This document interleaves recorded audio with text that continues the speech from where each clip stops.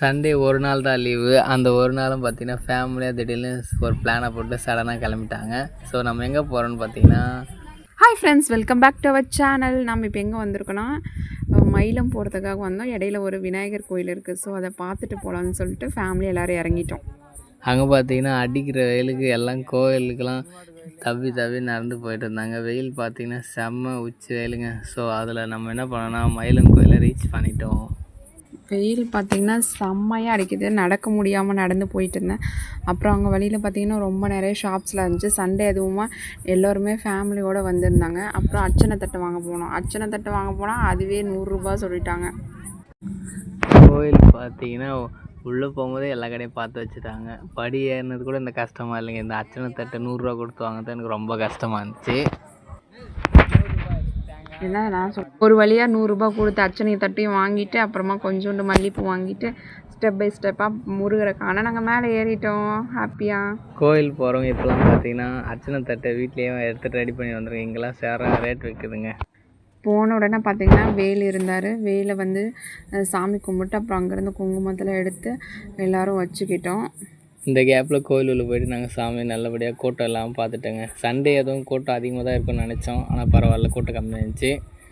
என்ன ஒரு ஹாப்பினஸ்னால் இந்த கோயிலில் வந்துட்டு அவ்வளோவாக கூட்டம் இல்லை. நம்ம போனோமா நம்ம ஃப்ரீயாக சாமியை பார்த்துட்டு நல்ல மண்ணேரோட சாமி கும்பிட்டு அப்படியே வெளியே வந்துட்டு வேலை பார்த்து ஒரு பெரிய வணக்கத்தை போட்டு முருகருக்கு ஒரு வணக்கத்தை போட்டு அப்படியே கிளம்பிட்டோம்.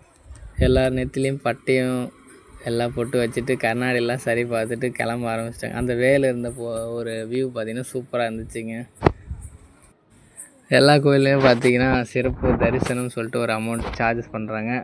அது வந்து ஒரு சிலர் வந்து அதை யூஸ் பண்ணிக்கிறாங்க சீக்கிரமாக போயிடலான்னு. ஆனால் பொது வழி தரிசனத்தில் போகிறவங்க பார்த்திங்கன்னா எப்போவுமே பொதுவில் தான் போயிட்டுருக்காங்க. ஏன்னா அவங்கக்கிட்ட அந்த அமௌண்ட்டு கூட இல்லாமல் கொஞ்சம் ஒரு சிலர் தான் யூஸ் பண்ணிகிட்ருக்காங்க. அண்ட் கோவிலுடைய நிர்வாகம் பார்த்திங்கன்னா அந்த வெளியே இருக்கிற கடைகளுடைய ரேட்லாம் கொஞ்சம் பார்த்து குறைக்க சொல்லணும். ஏன்னா அர்ச்சனை தட்டு 100 ரூபா வைக்கிறாங்க. சின்ன சின்ன பொருளுடைய ரேட்லாம் பார்த்திங்கன்னா எங்கேயோ போயிட்டுருக்கு. அந்த கோபுரத்தோட அழகு தாங்க அந்த கோவிலுக்கு பார்க்கறதுக்கான சிறப்பான எனக்கு ரொம்ப பிடிச்சது பார்த்திங்கன்னா அந்த கோபுரத்தில் நிறைய பெயிண்டிங்ஸ் எல்லா கோபுரத்துலையும் டிசைனாக போட்டிருப்பாங்க. எனக்கு அது ரொம்ப பிடிச்சிருக்கு. கோயிலுக்குள்ளேயும் பார்த்திங்கன்னா அழகான பெயிண்டிங்ஸ்லாம் நிறைய இருந்துச்சு. ஸோ அப்படியே சுற்றி பார்த்துட்டு நாங்கள் எல்லாம் செல்ஃபியெல்லாம் எடுத்துக்கிட்டோம் ஃபேமிலியாக.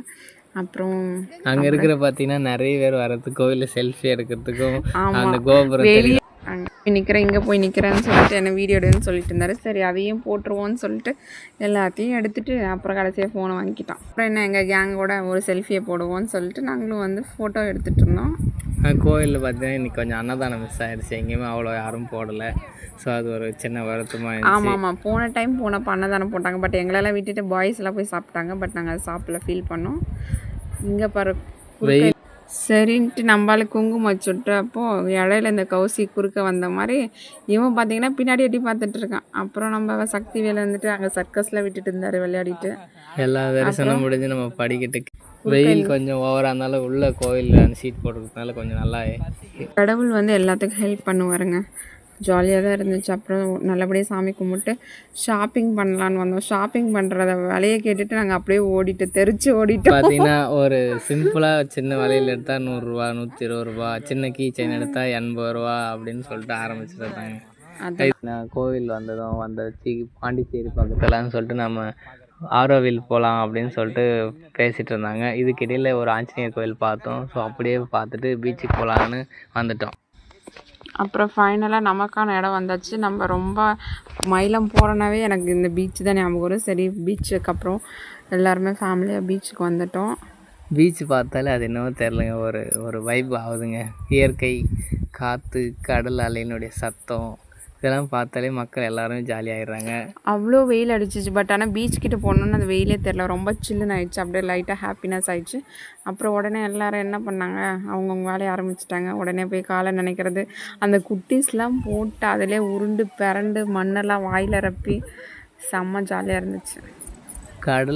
கடலை பார்க்க போனவங்க கால் நினைக்காம வந்ததா இல்லைங்க. ஏன்னா கடல் நினச்சிட்டாலே அவங்க மனசெல்லாம் கரைஞ்சி அந்த கடல் அலையோடே போயிடுதுன்னு ஒரு ஃபீலு. அங்கே இருக்கிற எல்லாருமே பார்த்திங்கன்னா அந்த கடலில் என்ஜாய் பண்ணிகிட்டு இருந்தாங்க. சிலர்லாம் இப்போ தான் பீச்சையே பார்க்குற மாதிரி சந்தோஷத்தில் இருந்தாங்க. ஃபைனலாக நம்ம எதுக்காக வந்தோமோ அது சிறப்பாக பண்ணிட்டோம். வந்தாச்சு, கால் நினச்சாச்சு. அதுக்கடுத்து என்ன போய் 4 ஃபோட்டோ ஷூட்டை போடுவோம்னு சொல்லிட்டு போயாச்சு ராக் மேலே. அங்கே போயிட்டு எல்லோரும் என்ன ஃபோட்டோ எடு என்ன ஃபோட்டோ எடுன்னு மாற்றி ஒரு ஃபோட்டோ போட்டு ஆளுக்கு மாற்றி ஃபோட்டோஸ் எடுத்து நான் நல்லா இருக்கேனா இது நல்லா இருக்கேனா இந்த ஃபோட்டோ நல்லா இருக்கான்னு சொல்லிட்டு பார்த்து அதை டெலிட் பண்ணி இதை டெலிட் பண்ணி இது நல்லா இரு கால் நினைக்கிற மாதிரி எடு கடல் அலை தெரியுற மாதிரி எடு அது மண்ணில் பேர் எழுது அப்படின்னு எல்லா இதுவும் ஒரு இது பண்ணிகிட்டு இருந்தாங்க. எவ்வளோ நேரம் முடியுமோ அவ்வளோ நேரம் அதை கடல் அலையை பார்த்துட்டு மேலே சைடில் முன்னாடி பின்னாடிலாம் நின்று எல்லாரையும் பார்த்துட்டு எல்லாம் ஃபேமிலியாக குரூப்பாக நின்று ஃபோட்டோஸாக எடுத்துகிட்டு அதுக்கப்புறம் ஃபைனலாக சரி நம்ம அடுத்த வேலை என்ன அதை பார்க்கலான்னு சொல்லிட்டு நாங்கள் எல்லோரும் கிளம்பிட்டோம். எனக்கு பார்த்திங்கன்னா இந்த சத்தத்தோடு வர கடலையே அமைதியாக உட்காந்து ரசிக்கிறது ரொம்ப பிடிக்கும்.